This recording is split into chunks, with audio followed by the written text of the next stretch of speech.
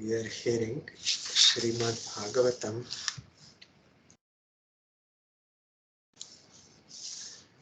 Last time we heard that Vidur, he instructed Dhritarashtra that you are here staying, you are attached, you should liberate yourself. So we heard, thus Maharaj Dhritarashtra, the scion of the family of Ajamila, firmly convinced by the introspective knowledge, pragya, broke at once the strong network of familial affection by his resolute determination. Thus he immediately left home to set out on the path of liberation as directed by his younger brother Vidur.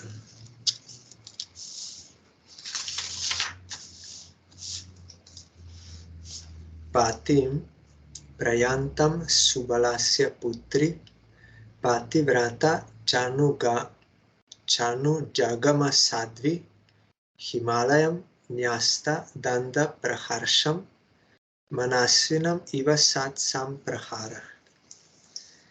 The gentle and chaste Gandhari, who was the daughter of King Subal of Kandahar or Gandhar, followed her husband, seeing that he was going to the Himalaya mountains, which are the delight of those who have accepted the staff of the renounced order, like fighters who have accepted a good lashing from the enemy.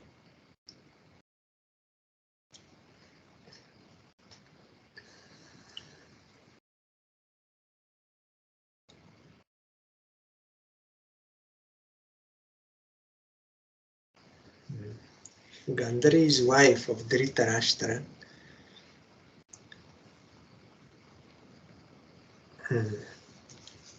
She was no.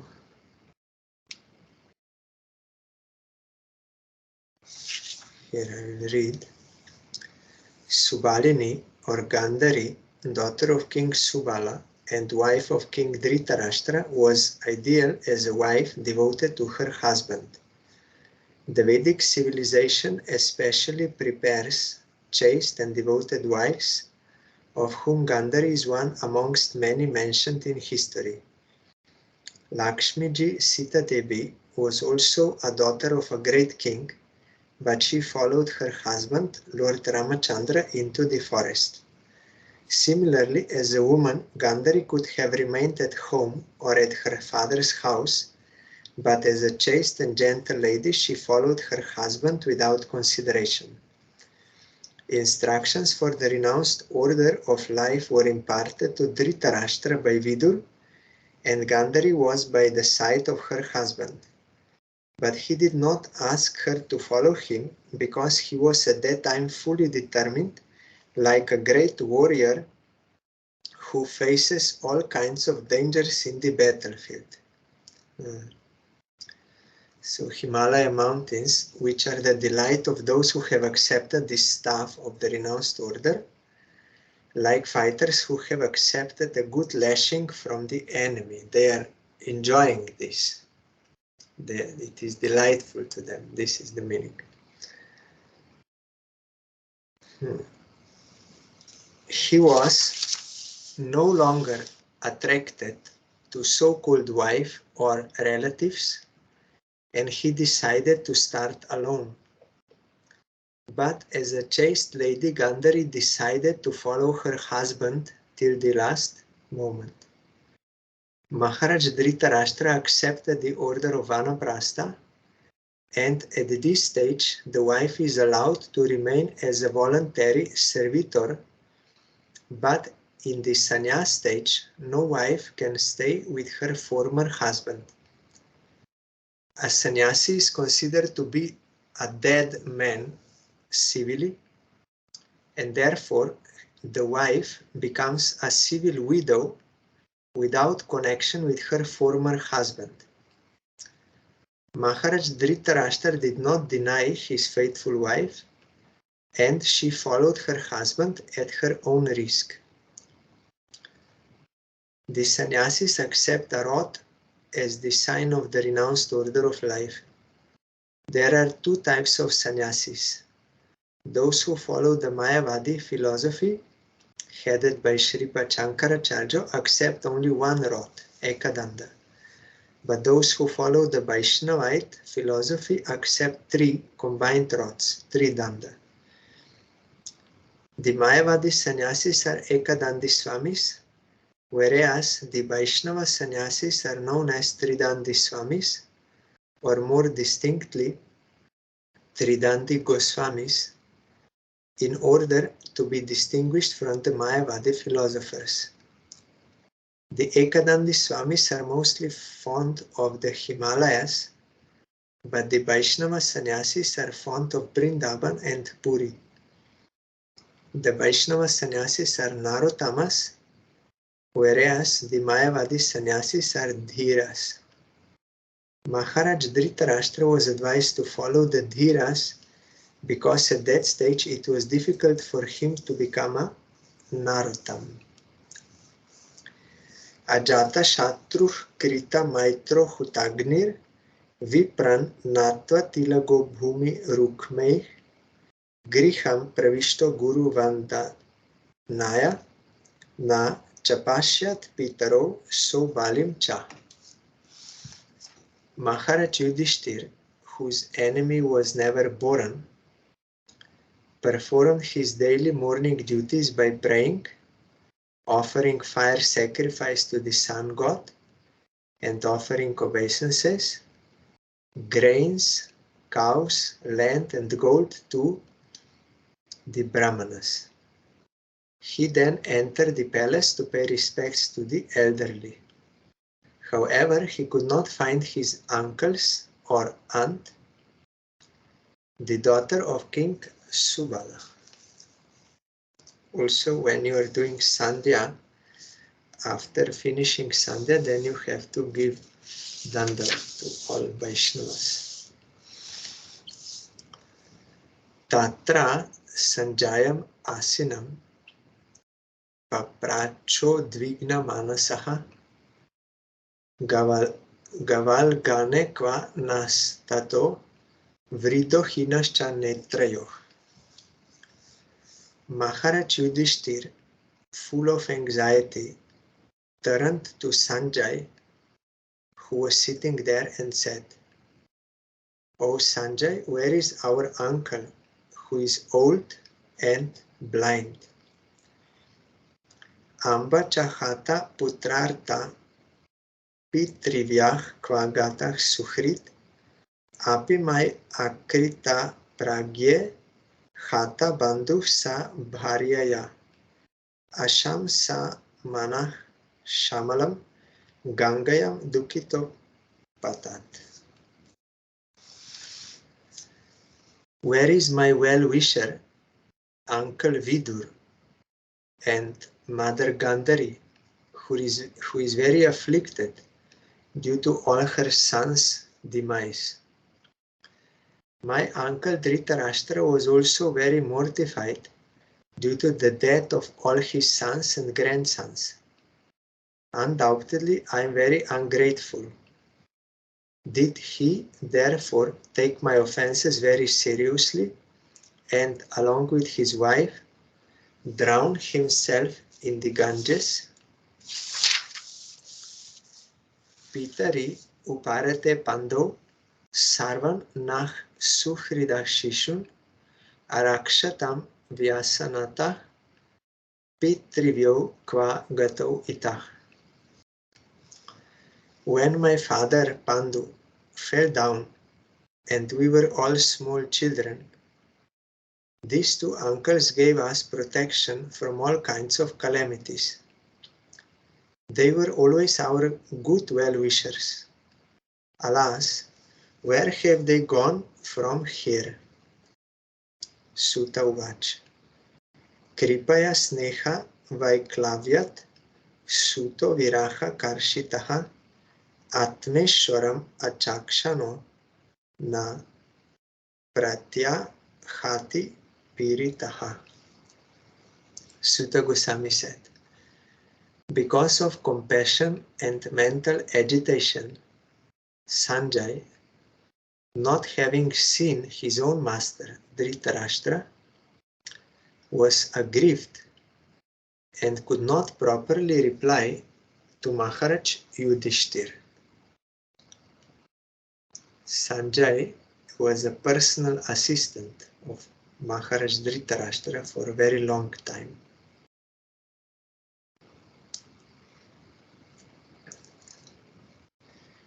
Vimri jashruni panibhyam vishtabhyatmanam atmana ajata shatrum pratyuche prabho pado anusmaran. First, he slowly pacified his mind by intelligence, and wiping away his tears and thinking of the feet of his master Dhritarashtra, he began to reply to Maharaj Yudhishthir. Sanjay Uvach.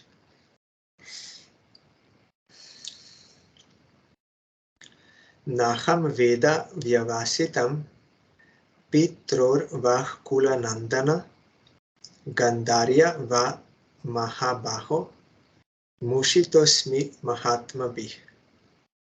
Sanjay said, my dear descendant of the Kuru dynasty, I have no information of the determination of your two uncles and Gandhari. O king, I have been cheated by those great souls. Atha Jagama Bhagavan Narada Saha Tumburu Pratyuthaya Bhi Vadyaha Sanujo Vyarchayan Munim.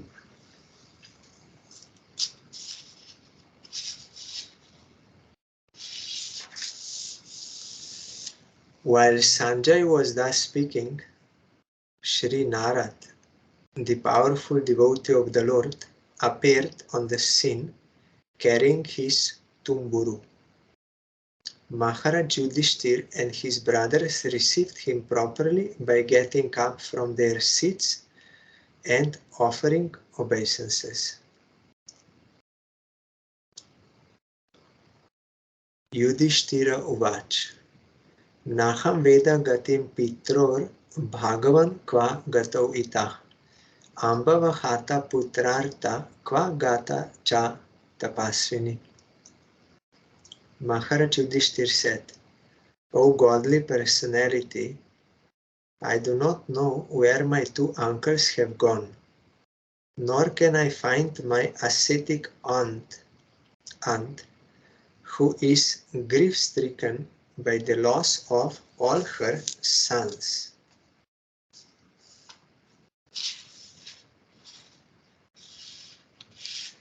Karnadhara iva pare Bhagavan Paradarshaka Ata Babhashe Bhagavan Narada Muni Satama.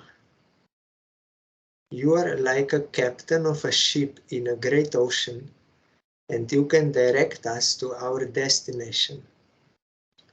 Thus addressed, the godly personality Devarshi Narad, greatest of the philosopher devotees, began to speak.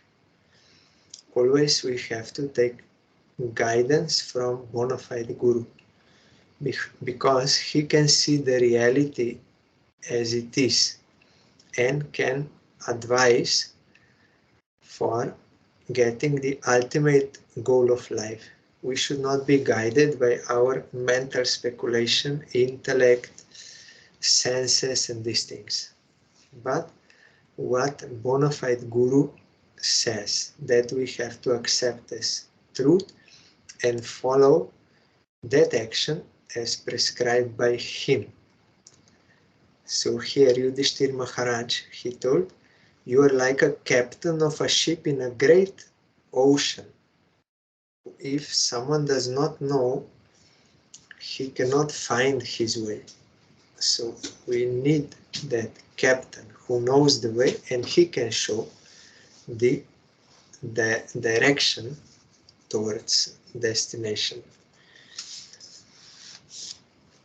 Narada Uvach Ma Kanchana Shucho Rajan Yat Ishvaravasham Jagat Lokah Sapala Yasyeme Vahanti Balim Ishitu Sa Sam Yunakti Bhutani Sa Eva Viyunakti Cha. Sri Narada said, O pious king, do not lament for anyone, for everyone is under the control of the Supreme Lord. Therefore, all living beings and their leaders carry on worship to be well protected. It is He only, means Krishna, who brings them together and disperses them. So you see, this is what is the reality. Guru or pure devotee and Shastra, they will tell us this. Here in the commentary, every living being, either in this material world or in the spiritual world, is under the control of the Supreme Lord, the personality of Godhead. Beginning from Brahmaji, the leader of this universe, down to the insignificant end, all are abiding by the order of the Supreme Lord. All have to reap the fruits of their own actions. From Brahma to end, all.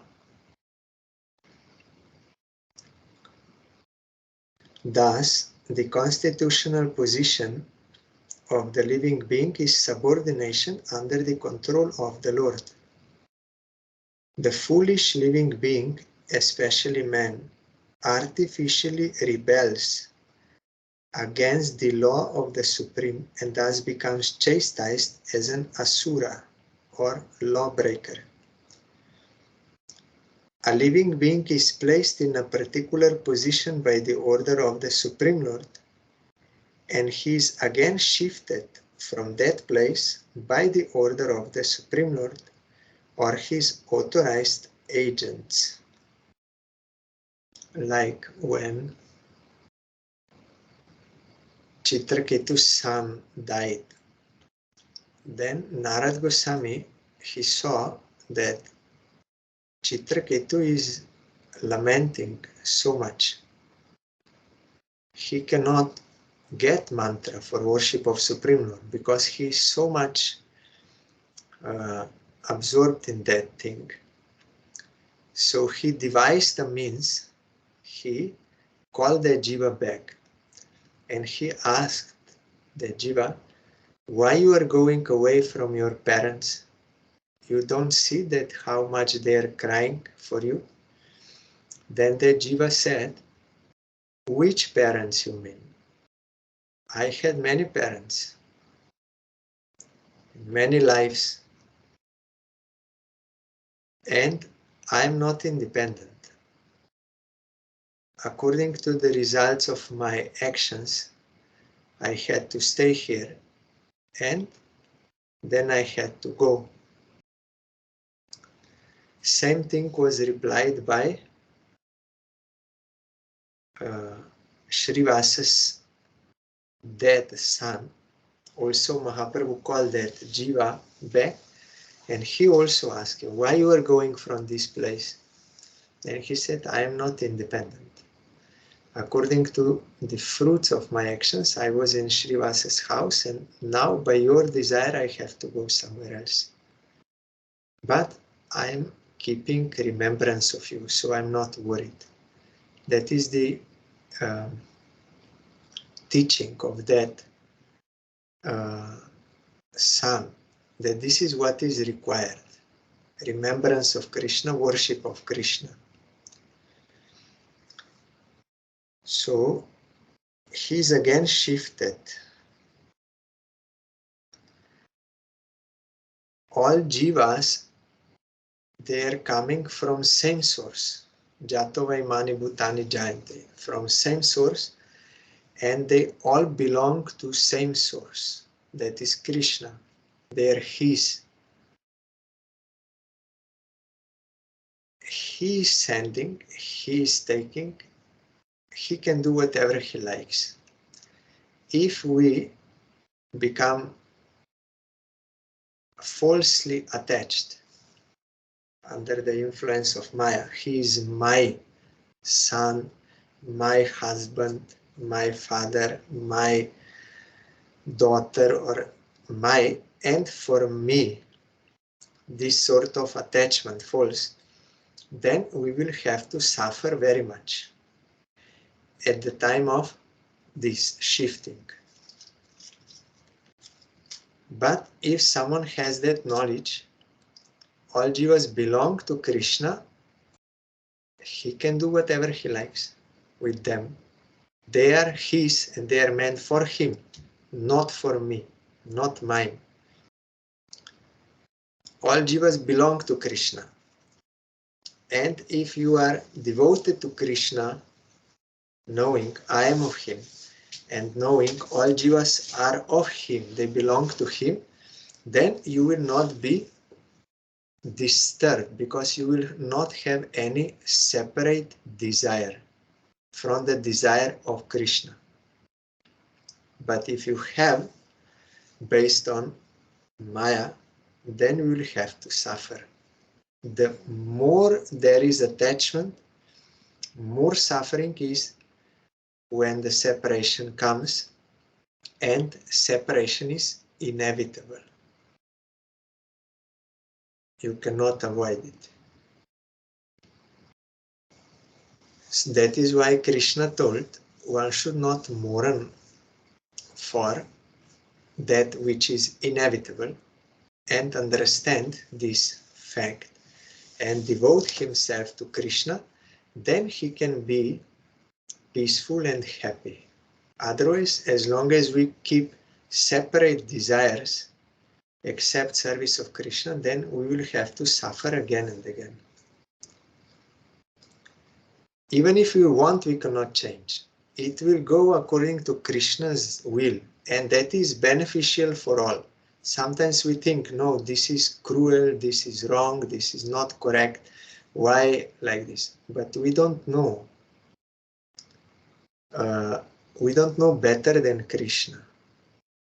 Krishna is regulating everything for the eternal welfare of all. But we are calculating from our own selfish desires. That is why we think it is wrong, something. So, Brahma, Shiva, Indra, Chandra, Maharaj Yudhishthir, or in modern history, Napoleon, Akbar, Alexander, Gandhi, Subhash, and Nehru, all are servants of the Lord. And they are placed in and removed from their respective positions by the supreme will of the Lord. His will is supreme. No one can check it. No one can change. So those who are wise, they will submit to his will. Then they can be peaceful and happy. All others, having own selfish desires, we have to suffer, not accepting his will. His will is all good. So all positions are like that. We are getting and we are being removed by his will. And jivas come and jivas they go by his will. None of them is independent. Even though such men or leaders rebel so as not to recognize the supremacy of the Lord, they are put under still more rigorous laws of the material world by different miseries. Only the foolish man therefore says there is no God. Maharaj Yudhishthir was being convinced of this naked truth because he was greatly overwhelmed by the sudden departure of his old uncles and aunt. Maharaj Dhritarashtra was placed in that position according to his past deeds. He had already suffered or enjoyed the benefits accrued to him in the past, but due to his good luck, somehow or other, he had a good younger brother Vidur, and by his instruction he left to achieve salvation by closing all accounts in the material world. He closed all accounts in material world.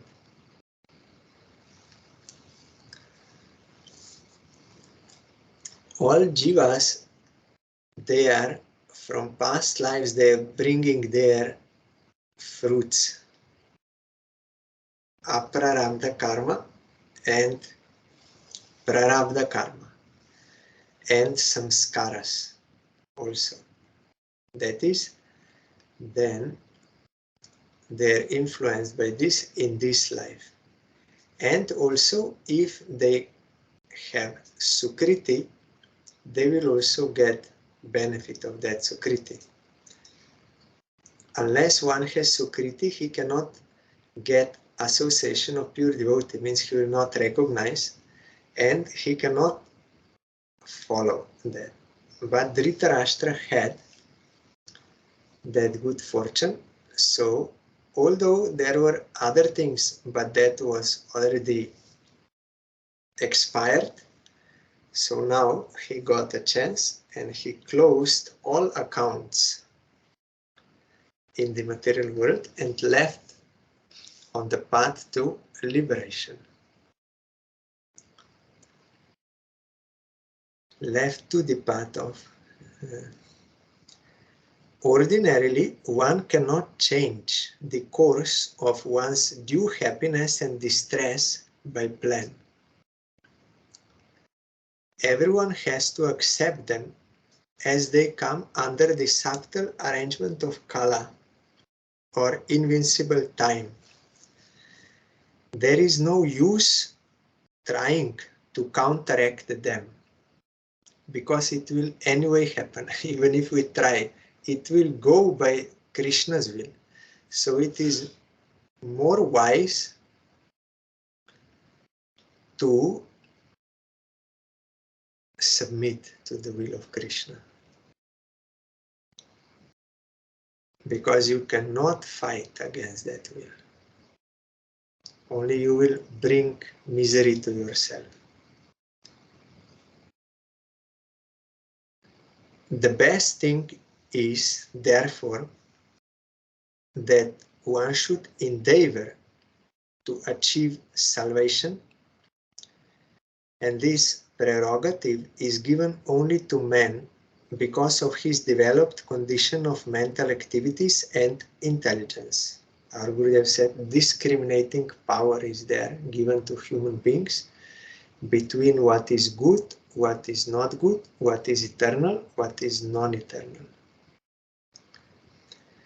Only for men are there different Vedic instructions for attainment of salvation during the human form of existence.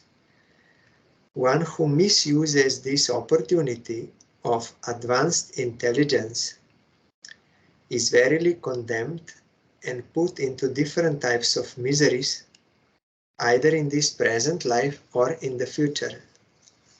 That is the way the Supreme controls everyone. These miseries are also His grace. We are not able to understand, but they are His grace. Then someone will, how suffering is grace? We are not seeing the broader picture. We are doing wrong actions. So that suffering is teaching us this is not right. Krishna is not giving that suffering out of malice, not wishing harm but in order to rectify us, our actions. So those who are sober, they can see the grace of Krishna in all happenings. Otherwise, if calculating from standpoint of selfish, worldly desires for false ego, then we will see, no, this is not correct. This is cruelty. This is God is not there, or he's foolish. I know better than him. Why is this happening on these things? Yatha gavo nasi protas tantyam badaschadamabhi vak tantyam namabir badha vahanti balim ishituh. As a cow bound through the nose by a long rope is conditioned, so also human beings are bound by different Vedic injunctions and are conditioned to obey the orders of the Supreme.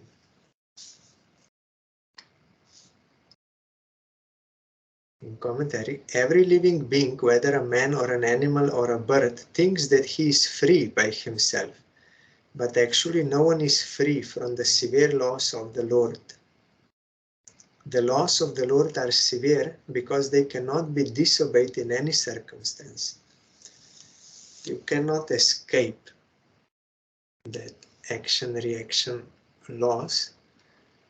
And also we have our duty to Supreme Lord as his servants, so that we have to willingly accept. That will be beneficial for us and for all others. But if we are not accepting this duty, then we will have to be slaves of Maya. We are never free. Either you can be servant of Krishna or you will be slave of Maya. But we are never free. And that is not a problem. We have relative independence. We can choose what to do. That independence. But we are never absolutely free. But that we are not absolutely free, that is not a problem. Because if we properly utilize our relative free will, we can be fully happy. And what more do you need? Nothing. There in Gita and also in Upanishads it is there. Once achieving that, one will feel there is nothing more to be achieved. You are fully satisfied. So is it better to be God but unhappy, or better to be in the service of God and happy?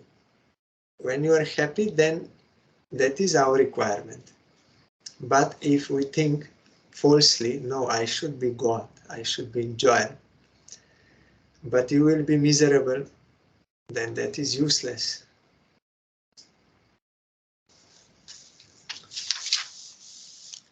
Yatha kriro paskaranam samyoga vigamo iha ichaya kriritu syatam tataive shechaya nrinam.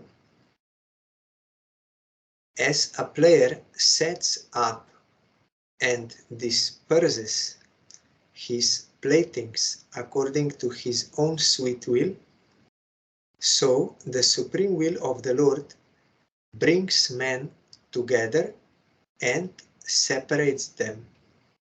It is by his will. So we have to submit to his will. Then we can be peaceful and happy.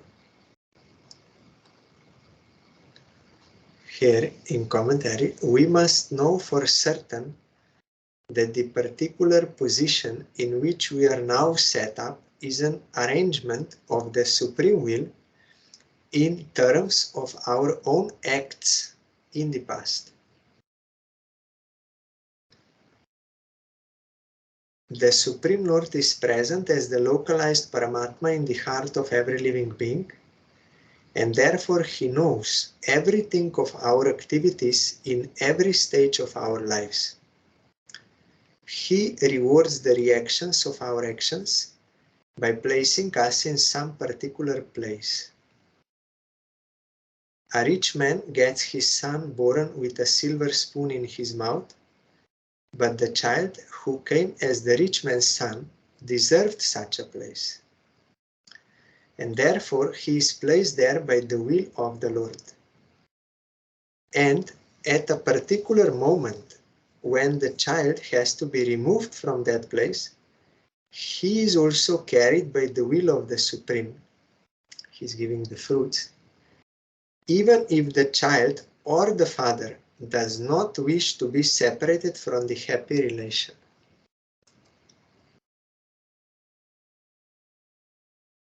I heard from one devotee, this karma law and these things, this is all some basic things, don't speak about this. We are interested in Radha Krishna Lila. This is all basic. But the thing is, whether we have practically accepted, applied this basic teaching, or are we all the time disturbed by the happenings, not seeing that they are by the will of Krishna and we are reaping the fruits of our own actions and no one is to be blamed, and that it is for our good. Are we able to accept it in that way and happily accept and go on with our worship of Krishna? Or are we all the time disturbed because it is not going according to my selfish desires, and in that disturbed mind, whether I am able to concentrate my mind on Radha Krishna Lila? That is the point. One thing is to hear theoretically and accept, yes, theoretically, yes, it is like that. But practically in your life, whether we have given up separate desires, selfish desires, and accepted the will of Krishna in all circumstances, and that He is all good. Gurudev said, until means till the time you are blaming and being disturbed and all this, till that time you will be unable to concentrate yourself on the service of Krishna. So this is also important.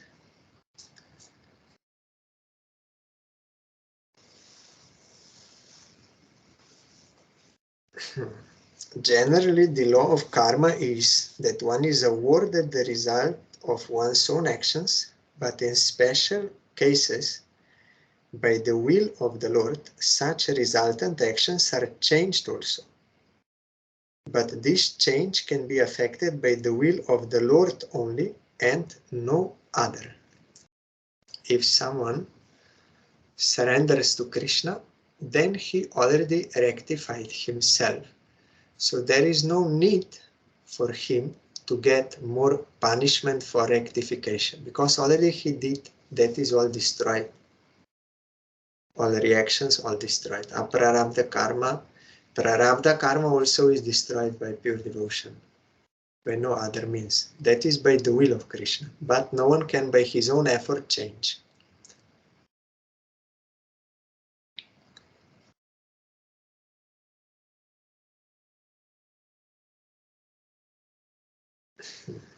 These changes of resultant actions are especially rendered by the Lord when a pure devotee is involved. It is assured in the Bhagavad Gita that the Lord saves a pure devotee who has surrendered unto Him without reservation from all sorts of reactions of sins And there is no doubt about this. There are hundreds of examples of reactions changed by the Lord in the history of the world. If the Lord is able to change the reactions of one's past deeds, then certainly he is not himself bound by any action or reaction of his own deeds. Some think, like wrongly think, that Supreme Lord is also under the influence of karma. No. That is rejected in all Upanishads and Vedanta Sutra everywhere. He is perfect and transcendental to all laws. He is beyond. He made that law, and he can change if he wishes. He does this for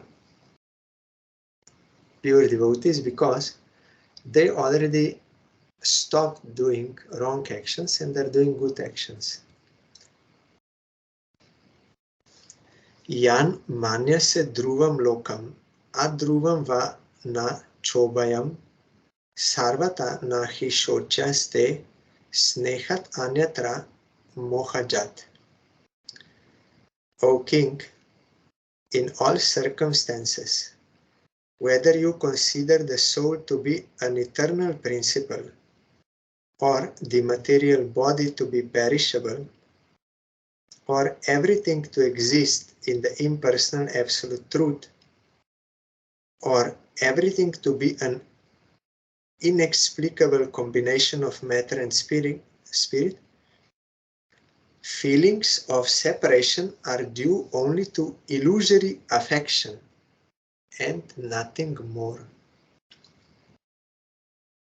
But we are not ready to believe this, accept this. But Narad Goswami here is telling, this is the truth. So you cannot be rescued from that sort of pain or suffering or like this by trying to feed the illusion. You have to accept the truth, the will of Krishna, and that He is Supreme Lord, we are all His servants. When we engage in His service, then only we are able to remove that pain, that suffering.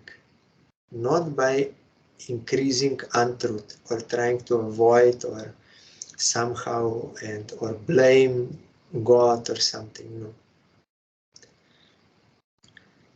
Illusory affection. He is mine, but no one is ours. That is illusion.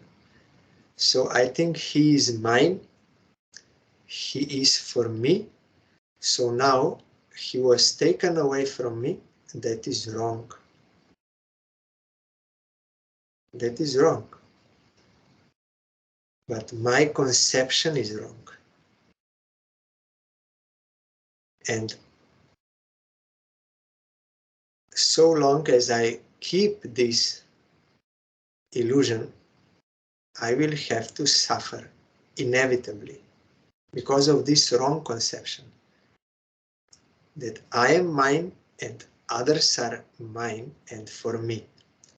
That is illusion. So this sort of affection is making us suffer again and again. Again and again. Because this world, always everything is changing by time. So change is inevitable, separation is inevitable, all these things. So it will go on. You cannot avoid this. But if you want to rescue yourself from suffering, pain, it is only one way. We have to accept the absolute truth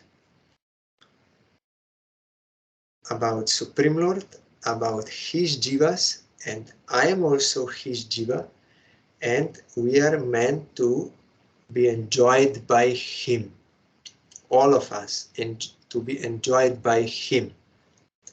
Not that I am enjoyer. I am servant of Krishna and all others also are servants. So this enjoying spirit is making us suffer. That we have to, by the grace of Narad Goswami, that we have to come out from that illusory thinking and realize the truth, then we can be happy in relation with Krishna and with all others. That is eternal relation and actual relation. Tasma jahi anga vaiklavyam agyana kritam atmana katham tvanata kripana varteram ste chamam vina.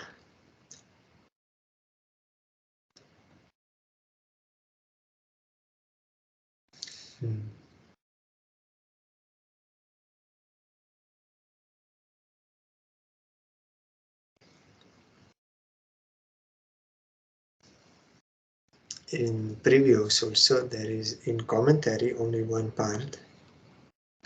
In our daily experience we find so many transformations of matter from one form to another, but we do not lament such changing features. In either of the above cases, the force of divine energy is uncheckable. No one has any hand in it, and thus there is no cause of grief. There is grief and if we don't accept the will of Krishna. We want to go against because of our selfish desires and conceptions. I know what is good, what is best for all, I know. So when it does not go like that, then you become disturbed. But those who have cleansed themselves of all selfish desires and unconditionally surrender to Krishna's will, they can be happy under all circumstances. Seeing Krishna's will and His all good, I am to be engaged in His service. I am not enjoyer of anyone.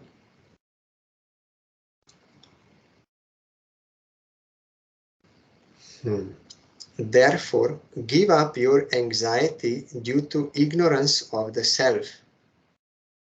You are now thinking of how they, who are helpless poor creatures, will exist without you. This is also due to our false ego. We think like that. We think I am maintaining, but we are not maintaining. Krishna is maintaining everyone. If he does not sanction, I cannot protect or maintain anyone. And if I am here and he is somewhere else, that does not mean that necessarily he will die. If I don't maintain him, surely he will die. That is not true.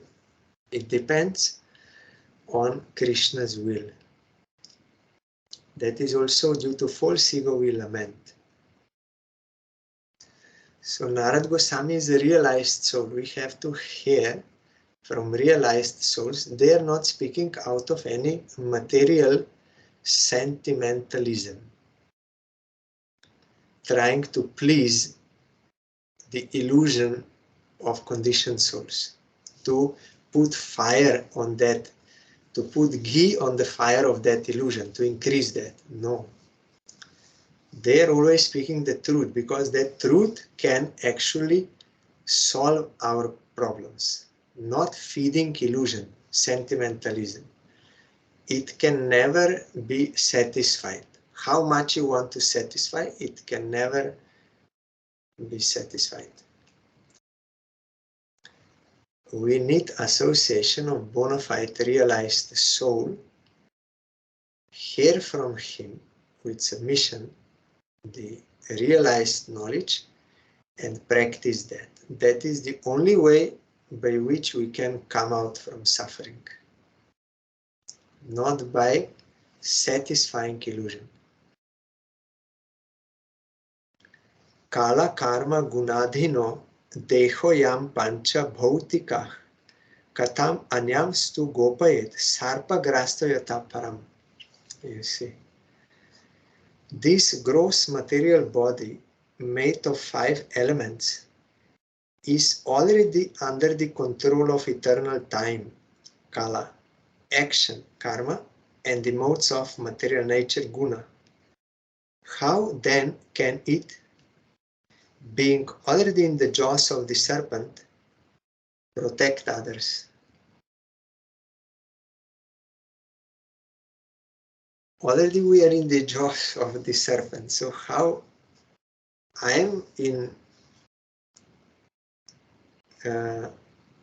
am not free, how I can rescue others?